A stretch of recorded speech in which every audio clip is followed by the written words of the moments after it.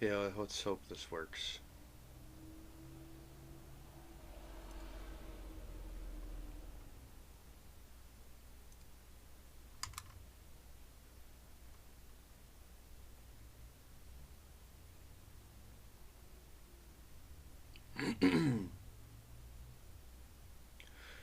Yeah, I don't know. I don't know how many people I'm gonna have come through. I might not have any at all. To be completely honest, I don't know. But we'll see how it goes. Right now, I'm just doing an analysis, if you will, of Caesar's Messiah. I highlighted some points in the first chapter I think that are really important for people to consider.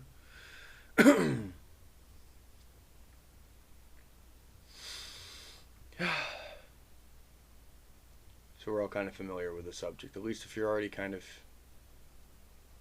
if you're on the subject already about Jesus already returning, then this is kind of in the field for you. But this is going to be a critique of the idea that most people that would consider themselves fulfilled eschatologists, post-Christians, whatever branch you want to consider, the people that accept Jesus already returned according to the book, right?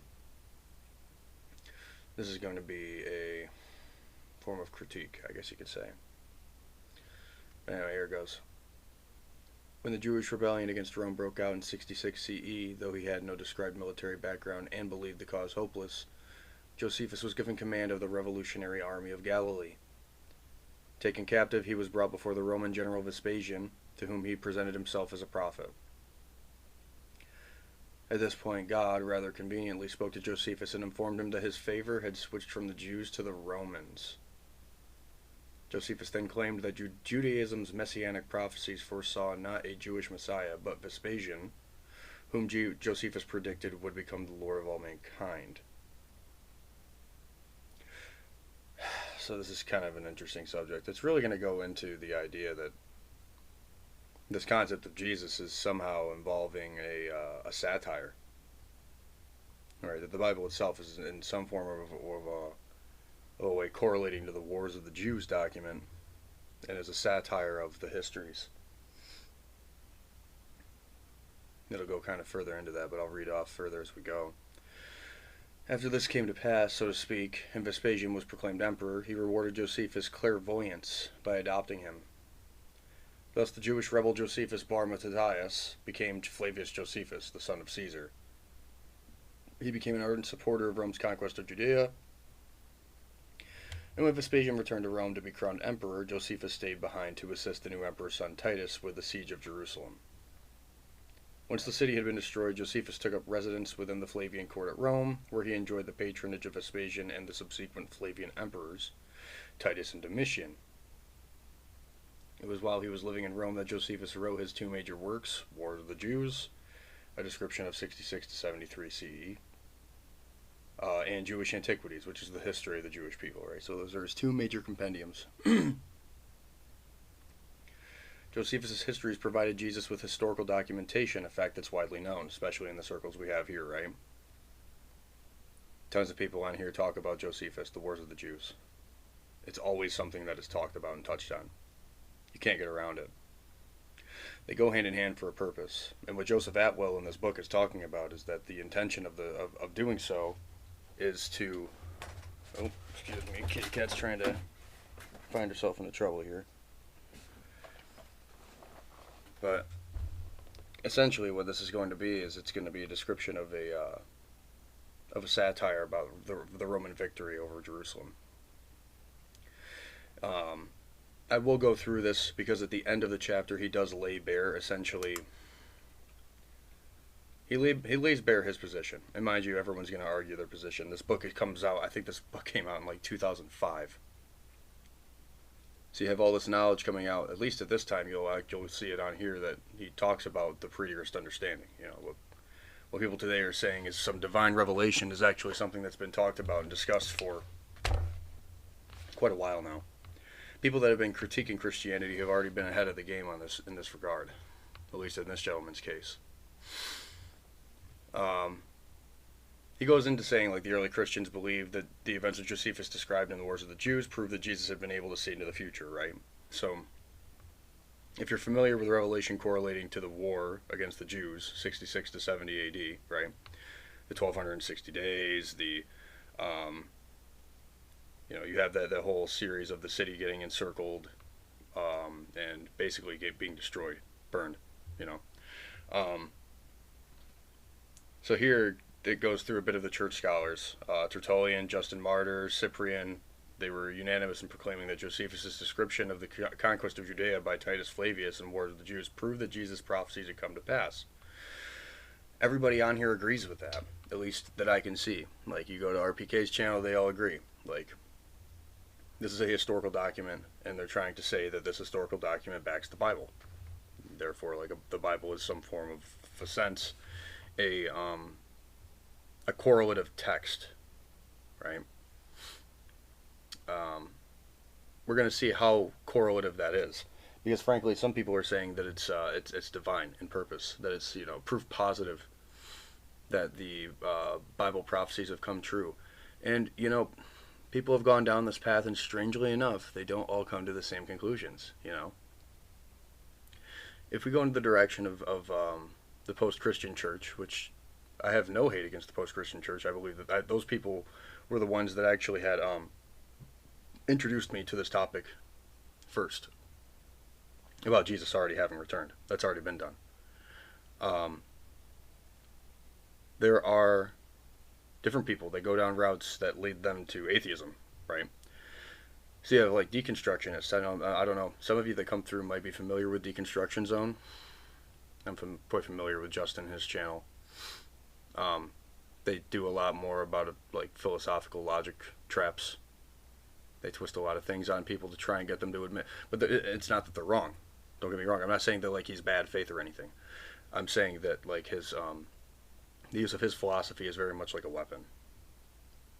Like, he uses what he knows about the Bible to trick people into doubting their preconceived notion of it, right? And there's a bit of a magic with that, if you're a futurist Christian and you all of a sudden find out that like what Jesus actually talks about in the book is him returning quickly, not 2,000 years later, you're going to be like, oh no. Like, I'm set back way behind people that have actually finally studied the proper eschatology. And, you're going to go down paths that people that are in the churches would say, oh, it's going to lead you down a path of doubt. It's going to lead you down a path like to make you a bad person or whatever it be. But people in here are talking about a lot more historical context. Joseph Atwill has laid it out pretty well. The opposition to what a lot of the fulfilled eschatologists are saying. He's saying that the prophecies are fulfilled, right? There are fulfilled eschatologists. You have like RPK. You have like I Am Time. You've got Coach Peter. The Post-Christian Church of God group. Those guys. All of them are promoting this idea, that that the Bible and the War of the Jews are essentially this. You could almost say that there's a divine twist on the historical documentation that we have. That the documents of the first century actually are proof positive of God's existence on the earth. But what Joseph Atwill is saying here is he is saying that is not the case, that it's actually a Roman victory novel. And I have highlighted in here some things that will kind of help prove that. So we'll kind of go through it. I want to go through a little bit further down because this is where I kind of started.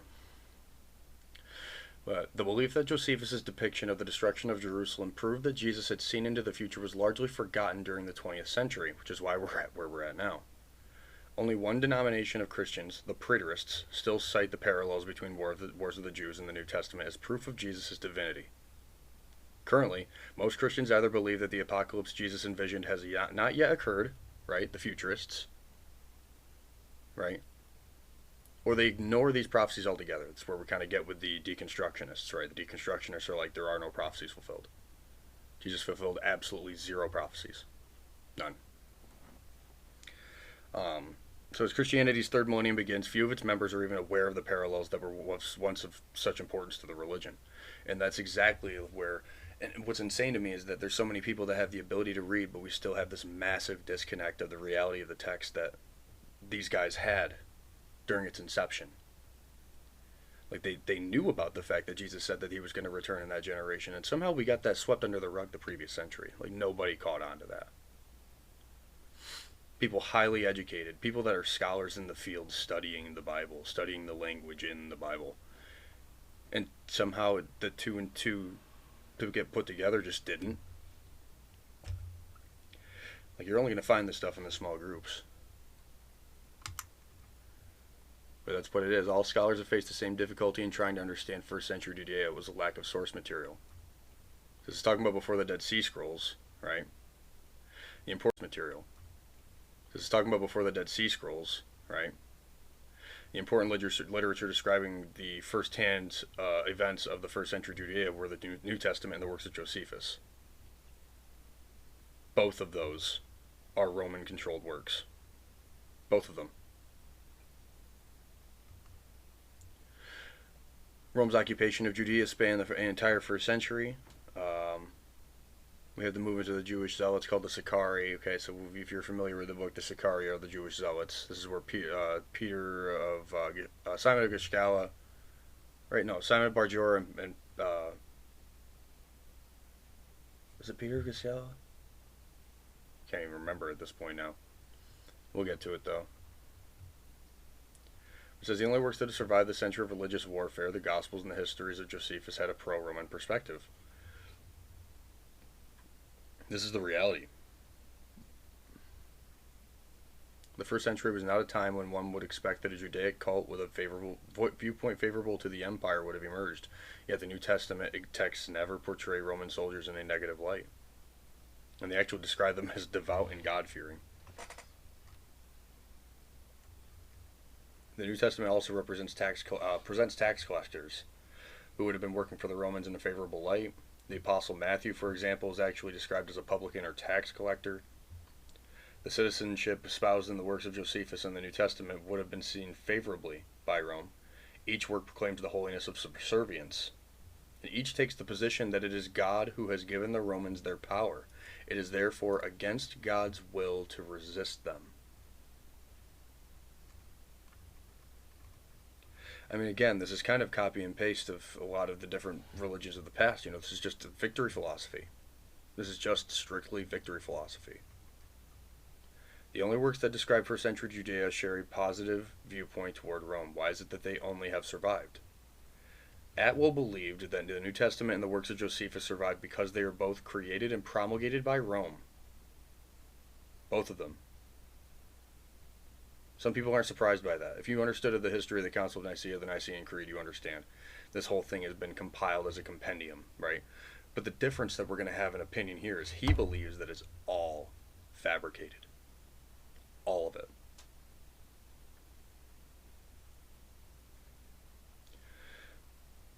So this work presents evidence indicating that the Gospels were created by Titus Flavius, the second of the three emperors, and that Titus created the religion for two reasons. The most obvious being to act as a theological barrier against the spread of the militant Messianic Judaism of Judea to other provinces. They created an ideology to counter an ideology. And he goes through further into this. I mean, I could go in for a while here. Titus designed a hidden message within the Gospels. This message reveals that the Jesus who interacted with the disciples following the crucifixion was not a Jewish Messiah, but himself. Unable to torture the Jews into foregoing their religion and worshipping him, Titus and his intellectuals created a version of Judaism that worshipped Titus without its followers knowing it. When his clever literary device was finally discovered, Titus would be able to show posterity that he had not failed in his efforts to make the Jews call him Lord. Though always seen as a religious document, the New Testament is actually a monument to the vanity of a Caesar, one that has finally been discovered. Why is it that the trail always why is it leading back to Titus? Even if you go through the events of the Olivet Discourse, the individual that was responsible for, I guess you could say, bringing forth and bringing fruition to the prophecies held at the Olivet Discourse was Titus. Titus backdated Jesus' ministry to 30 CE, thereby enabling him to foresee events into the future. In other words, Jesus was able to accurately prophesy events from the coming war with the Romans because they had already occurred. This is the Occam's razor. This is the way that you would go down specifically to study this, if you wanted to be logical about it. But he says, as part of the scheme, the fictitious histories of Josephus were created so as to document the fact that Jesus had lived and that his prophecies had come to pass. One needs to remember that as Christianity describes its origins, it was not only supernatural but also historically illogical. Christianity, a movement that encouraged pacifism and obedience to Rome, claims to have emerged from a nation engaged in a century-long struggle with Rome. When one looks at the form of early Christianity, one sees not Judea, but Rome. The church's structures of authority, its sacraments, its college of bishops, the title of the head of the religion, the supreme pontiff, were all based on Roman, not Judaic traditions. Somehow, Judea left little trace on the form of a religion that purportedly originated inside of it. Early Christianity was also Roman in its worldview. That is, like the Roman Empire, the movement saw itself as ordained by God to spread throughout the world.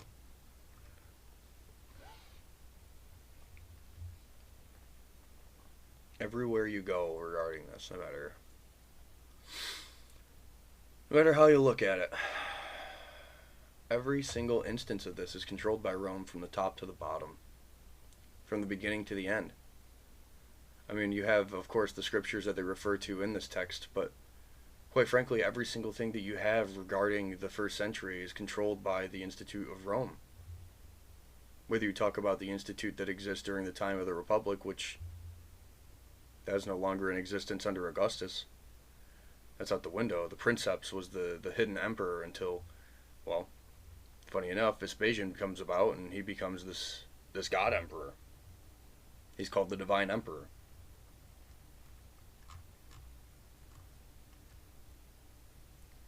The New Testament and the histories of Josephus each imply that the Messiah was not this nationalist leader who had been foreseen, but rather a pacifist who encouraged cooperation with Rome.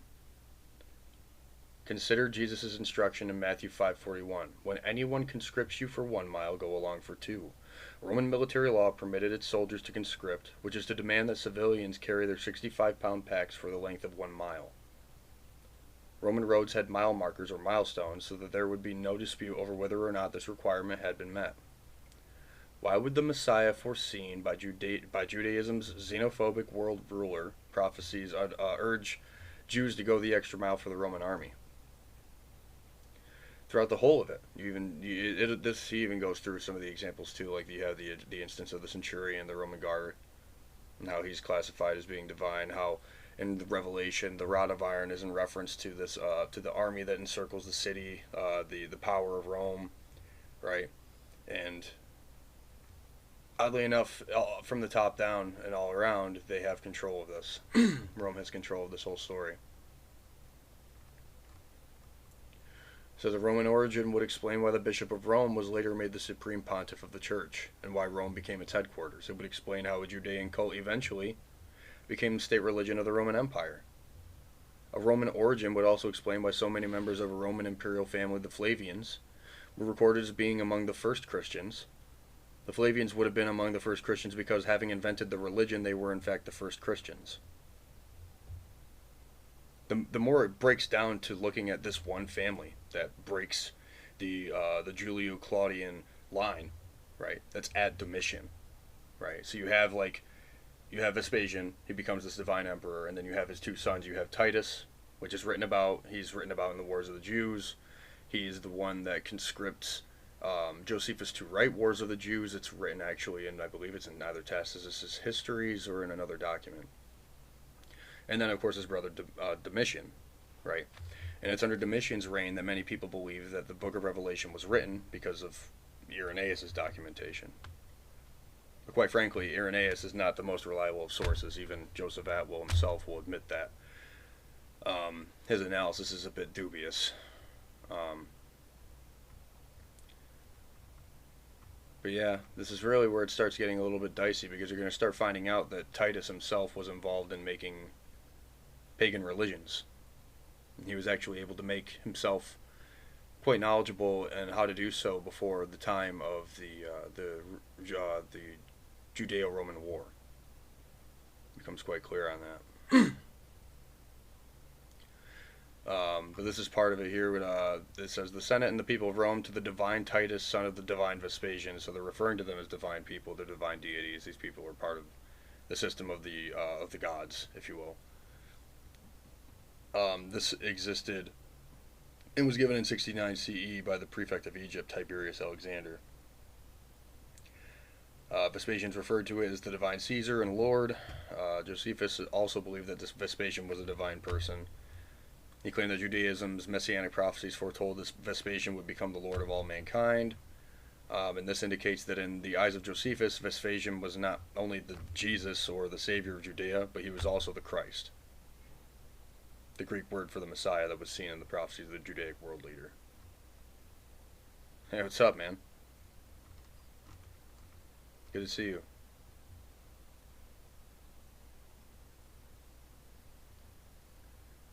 I don't know. I don't know why it doesn't. It's probably because I'm going live from my PC and it goes a little bit differently. I've had a ton of people come through, bro, but right now I'm going through the Caesar's Messiah book because I want... I'm making, on my YouTube page, I'm going to archive this, but I'm going through some of the notes that I've read from the first chapter. And it goes a bit more into how the Roman culture is involved into the origins of Christianity and this the Flavian family kind of becoming this this family of creating religions. It's kind of odd. It's really strange, but this book came out in like 2005. Joseph Atwill's Caesar's Messiah. I don't know if you've read anything about this, but it's pretty odd. It says the Flavians merely continued the tradition of establishing emperors as gods that the Julio-Claudian line of Roman emperors had begun. Julius Caesar, the first deus or divine of that line, claimed to have been descended from Venus. The Roman Senate is said to have decreed that he was a god because a comet appeared shortly after his death, thus demonstrating his divinity. In 80 CE, Titus established an imperial cult for his father, who had passed away during the previous year. The cult was politically important to Titus because Vespasian's deification would break the Julio-Claudian line of divine succession and thereby secure the throne for the Flavians. So he's going over motive. Like, why would you do this? Why would you try to subvert the current standard of the religion? It's because he's trying to subvert the actual power line, the familial power line of Julius Caesar. Only the Roman Senate could bestow the title of deus. Titus first needed to convince them that Vespasian had been a god. There was evidently some difficulty in arranging this. However, Vespasian's consecratio did not occur until 6 months after his death, an unusually long interval. Titus also created a priesthood, the Flamines, to administer the cult. The cult of Vespasian was not isolated to Rome, and appointments were made throughout the provinces. In the area surrounding Judea, a Roman bureaucracy called the Commune Asia oversaw the cult. Notably, all 7 of the Christian churches of Asia mentioned in Revelation had agencies of the commune located within them. So again, it's just another weird coincidence that those that are addressed are also correlated to these agencies, these Roman bureaucracies. Upon her death, Titus also secured the deification of his sister, Domitilla, one that you don't really hear much about. I'm sure there's a reason for that. In going through the process of deifying his father and sister and establishing their cults, Titus received an education and a skill few humans have ever possessed: how to create a religion. Titus not only created and administered religions, he was a prophet. While emperor, he received the title of Pontifex Maximus, which made him the high priest of the Roman religion and the official head of the Roman College of Priests. The same title and office that, once Christianity had become the Roman state religion, its popes would assume. As Pontifex Maximus, Titus was responsible for a large collection of prophecies every year, and officially recorded celestial and other signs, as well as the events that had followed these omens, so that future generations would be able to better understand the divine will. So again, right there it's telling you that his position as Pontifex Maximus is so that he can teach future generations what would how to better understand the divine will. He's being the intermediary between man and the gods. It's pretty odd. Let's just throw that out there. It says Titus was unusually literate. He claimed to take shorthand faster than any secretary and to be able to forge any man's signature, and stated that under different circumstances he could have become the greatest forger in history. I mean, this stuff gets really, really weird. He cites everything. Everything here is cited back to the historical document. Then we go into Suetonius. Suetonius records that Titus possessed conspicuous mental gifts and had made speeches and wrote verses in Latin and Greek, and that his memory was extraordinary. Titus's brother Domitian, who succeeded him as emperor, also used religion to his advantage. In addition to deifying his brother, Domitian accepted to link himself to Jupiter, the supreme god of the Roman Empire, by having the Senate decree that the god had mandated his rule. That's kind of the pattern since the priest kings of Mesopotamia. Like, I have power because insert X god tells the priest king says this is who is ruling. Like, you have this weird group, the ecclesia, in different parts of the world, different parts of groups of any religion, really. I guess you could call it an ecclesia of some form. That takes care of this type of situation, that legitimizes the rule of a king or a ruler. So not only did they create religions, they also performed miracles. Vespasian is recorded as curing one man's blindness and another withered limb, miracles also performed by Jesus.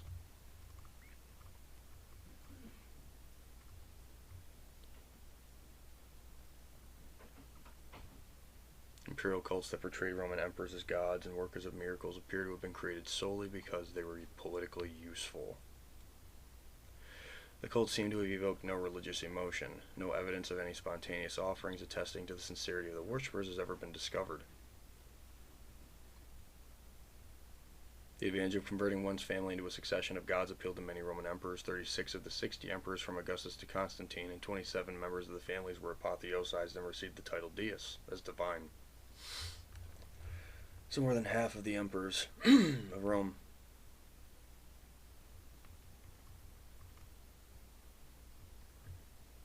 And it goes to this poet, Juvenal. But inside of this, it basically goes through and talks about how the satire would have made more sense to people at the time. But it made way more sense to people at the time because they were much closer to the stories of how the war went down. Like, people were familiar with what happened during the battle in Galilee and how Jesus or Titus ended up telling these people to be like fishers of men to come with him, and how ironically the Jews themselves end up being trapped and end up taken away like fishers of men. It's kind of weird. There's a weird kind of point in this.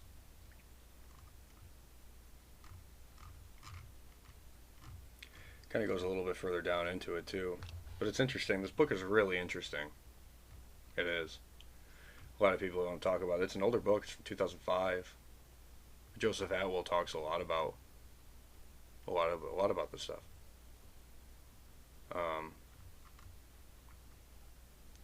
It's Caesar's Messiah.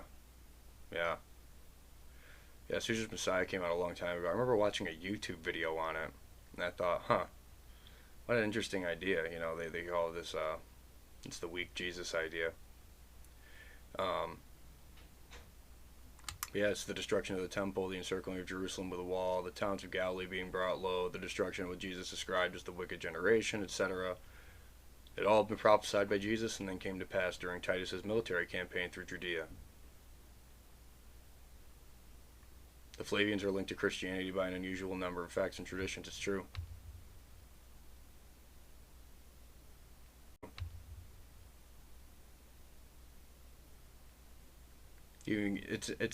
It's not only in the blueprints of the documents themselves that you find the Flavians' names. You're going to find the Flavians involved all the way up into the early church fathers, and the early church fathers trying to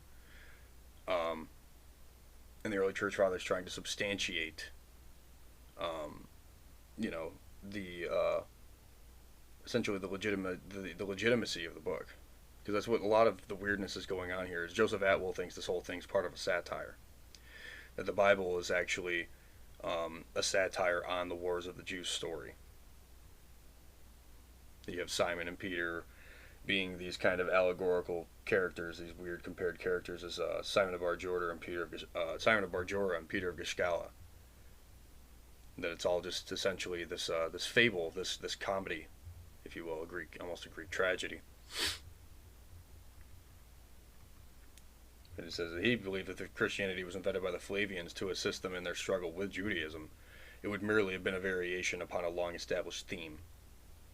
Using religion for the good of the state was a Roman technique long before the Flavians, and in the following quote, which would well have been studied by young Titus Flavius, Cicero used this, and he says, "We must persuade our citizens that the gods are the lords and rulers of all things, and what is done by their will and authority.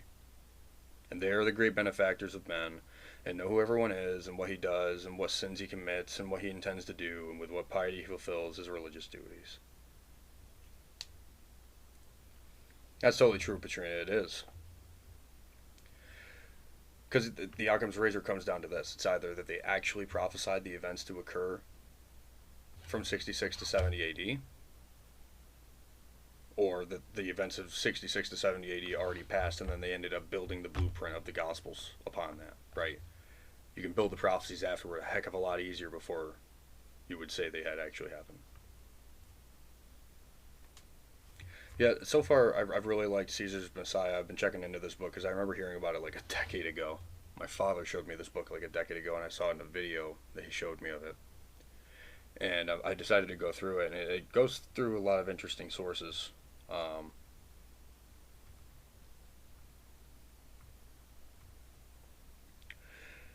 Yeah, it really does seem like it's a subversion of the Julio-Claudian rule that the Flavians sought to take over.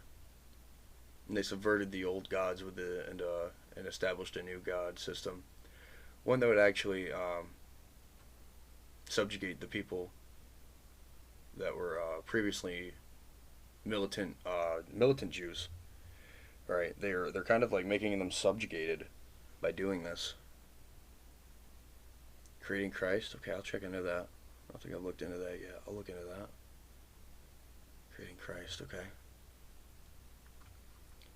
And he brings up this gentleman, Bruno Bauer, 1800s German scholar, believed that Christianity was Rome's attempt to create a mass religion that encouraged slaves to accept their station in life. In our era, Robert Eisenman concluded that the New Testament was the literature of a Judaic messianic movement rewritten with a pro-Roman perspective. And that's where I think a lot of the yeah, I follow Jeff. Yeah, I'm gonna read his book next, actually, because I wanted to talk with Jeff, but I don't want to talk with Jeff without like knowing his position. I guess I don't want to go in half cocked. I like to better understand him, so I'm not like wasting his time or like stumbling around stuff. I like to be familiar with his ideas if possible. This to me seemed like it was a really ground level analysis of it. Like right here, the understanding the New Testament's comic level reveals, for example, that the apostles Simon and John were cruel lampoons of Simon and John, the leaders of the Jewish rebellion. It is kind of a weird irony. Like, it is really weird to choose those symbols and at least have those names directly correlate. It's too uncanny.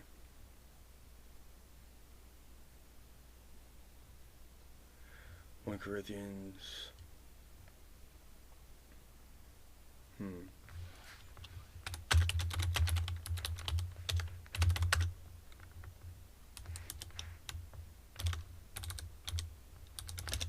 see if that's the one. I believe you're correct here.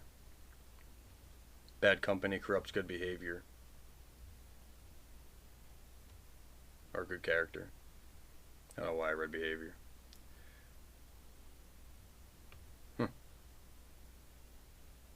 Interesting. Very interesting. That's how he views it. He would refer to Jesus as what is it? I think I remember it earlier as a Malachi of Titus. Yeah.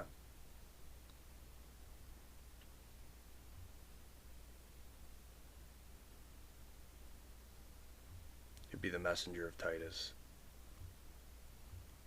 She seems to do a lot more of the work for Rome than anything. None of the things that this Jewish Messiah had actually come to do actually benefited the Jews in any way, shape, or form. In fact, it was weaponized entirely against them. In fact, the entire evidence of the system has been entirely rigged against them if you look at it from the grand scale of things, the grand scheme of things.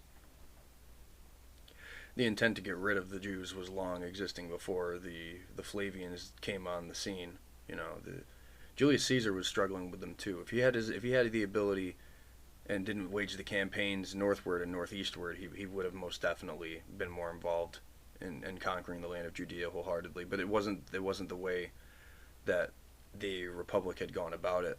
It was very much allowing local governments to rule and maintain their power that way, because it was just easier to substantiate the rule instead of make people question it and then have local revolts and then not have control of the territory. So it was all about diplomatic relations in that regard.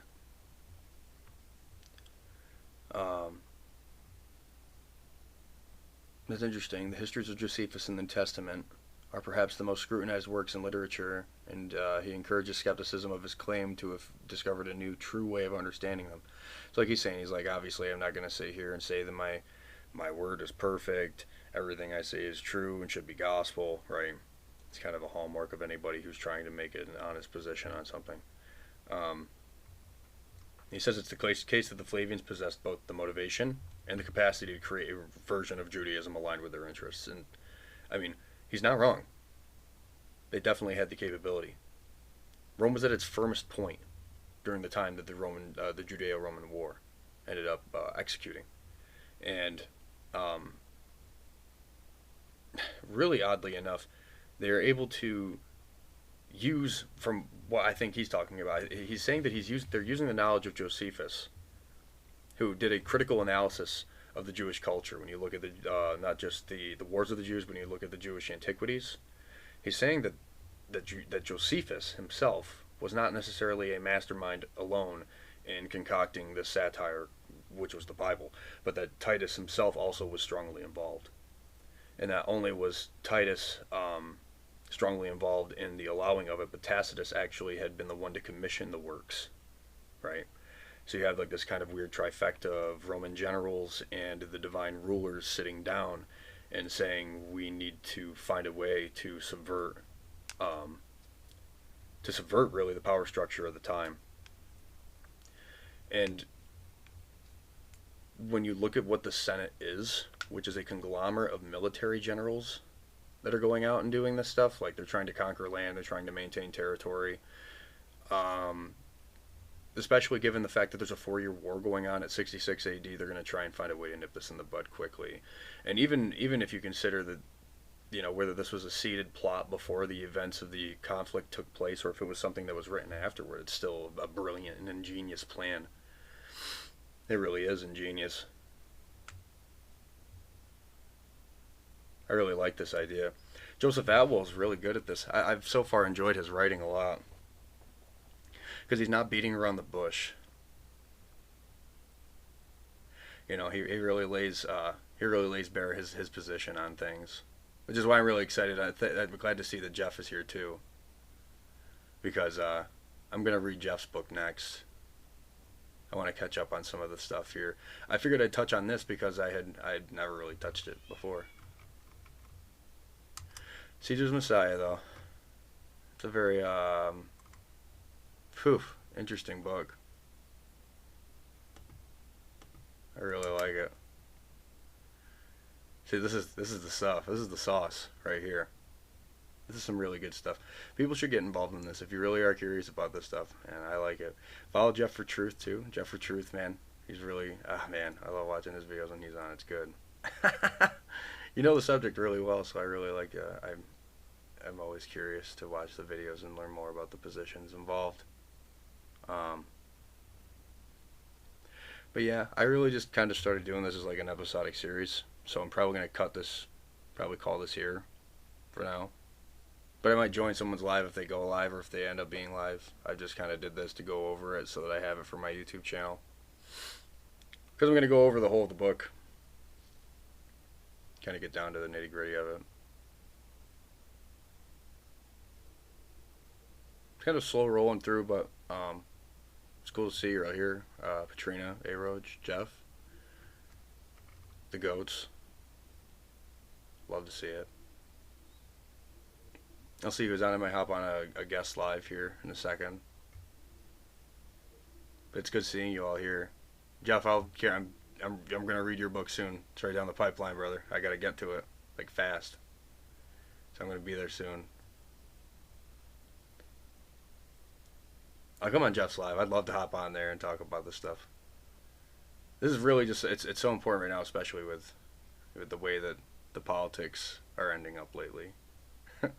You can kind of get involved in more of that too, but frankly, I really think that going through the authenticity of this book is so important. There's so many people that have perished from their lives because of it, that I think that we as future generations at least owe it to try and figure out what the heck the truth of the book is, and I think that we're figuring it out.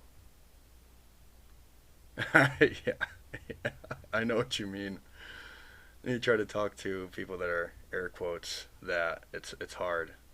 It's very hard to deal with because they're dead set in the idea that they know it's about the apocalypse. They know it's about the end of the world. They know Jesus hasn't returned yet. So they're stuck in this whole world that you can't break them out of. They can't restart from ground zero. They're stuck from this top-down view, this institutionalized view. What you mean? I don't know. Yeah, I know. How do you keep almost anybody in suspense? You tell them Jesus is coming soon. It's like, man, it's a nightmare. But yeah, I'm gonna call it for now, and I'm gonna have this uploaded to YouTube, and I'm gonna hop on a live hopefully here in a second. So I'll talk to you guys in a little bit. Have a good one.